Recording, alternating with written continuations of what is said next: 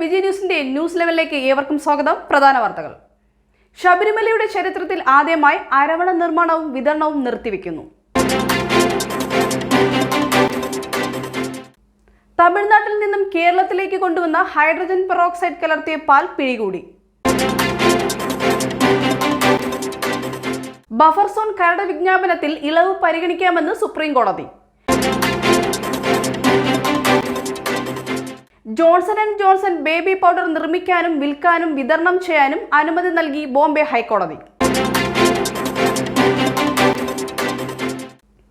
അൽ Romania ഹോട്ടലിന്റെ licence റദ്ദാക്കിയതിൽ നിയമ നടപടിക്കൊരുങ്ങി Kerala hotel and restaurant association.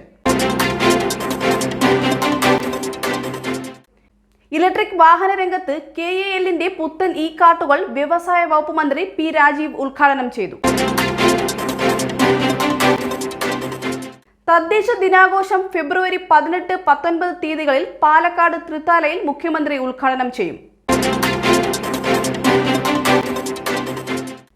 Harivarasanam പുരസ്കാരം ശ്രീകുമാരൻ തമ്പിക്ക് മകരവിളക്ക് ദിവസം സന്നിധാനത്ത് സമ്മാനിക്കും. ഭാരത് ജോഡോ യാത്രയുടെ സമാപന സമ്മേളനം പ്രതിപക്ഷ കൂട്ടായ്മയാക്കാൻ കോൺഗ്രസ് തീരുമാനം. 15ാമത് ഹോക്കി ലോകകപ്പിന് നാളെ ഒഡീഷയിൽ തുടക്കം. റിപ്പബ്ലിക് ദിനാഘോഷത്തോടനുബന്ധിച്ച് വിവിധ സേനാ വിഭാഗങ്ങൾ നടത്തുന്ന പരേഡുകളിൽ ഗവർണർ ആരിഫ് മുഹമ്മദ് ഖാൻ അഭിവാദ്യം സ്വീകരിക്കും.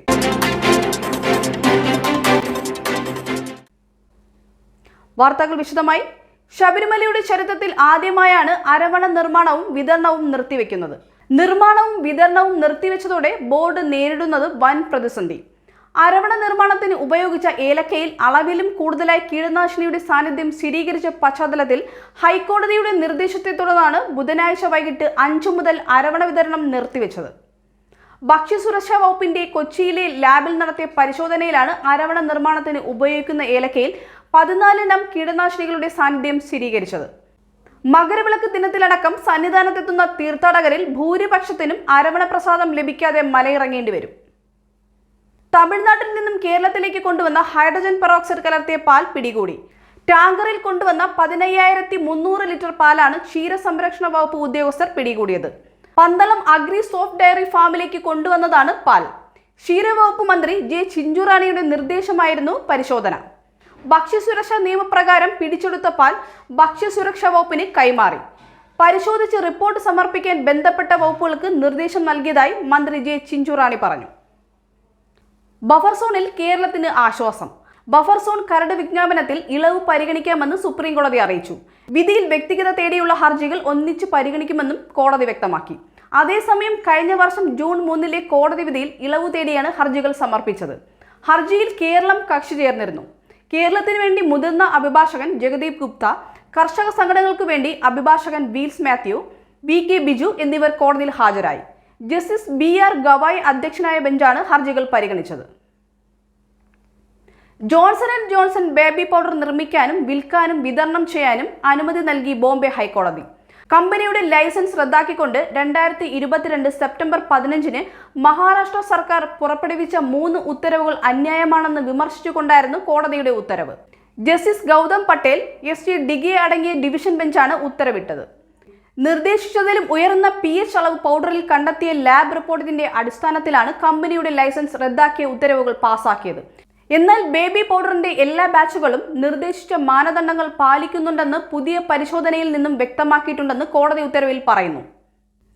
അഞ്ജുശ്രീയുടെ മരണത്തെ തുടർന്ന് അൽ റൊമാനിയ ഹോട്ടലിന് നേരെ നടന്ന അതിക്രമത്തിൽ നിയമ നടപടി സ്വീകരിക്കാനൊരുങ്ങി Kerala hotel and restaurant association. ഭക്ഷ്യവിഷബാധയാണെന്ന് സ്ഥിരീകരിക്കുന്നതിന് മുമ്പ് ഹോട്ടലിന്റെ ലൈസൻസ് റദ്ദാക്കിയത് നിയമവിരുദ്ധമായ നടപടിയാണെന്ന് അസോസിയേഷൻ വ്യക്തമാക്കി. അഞ്ജുശ്രീയുടെ മരണം ഭക്ഷ്യവിഷബാധയെ തുടർന്ന് അല്ലെന്ന് വ്യക്തമായ സാഹചര്യത്തിൽ നിലവിലെ നടപടികൾ അവസാനിപ്പിച്ച് ഹോട്ടൽ തുറന്ന് പ്രവർത്തിപ്പിക്കാൻ അനുവാദം നൽകണമെന്നാണ് അസോസിയേഷൻ പ്രധാനമായി ഉന്നയിക്കുന്ന ആവശ്യം.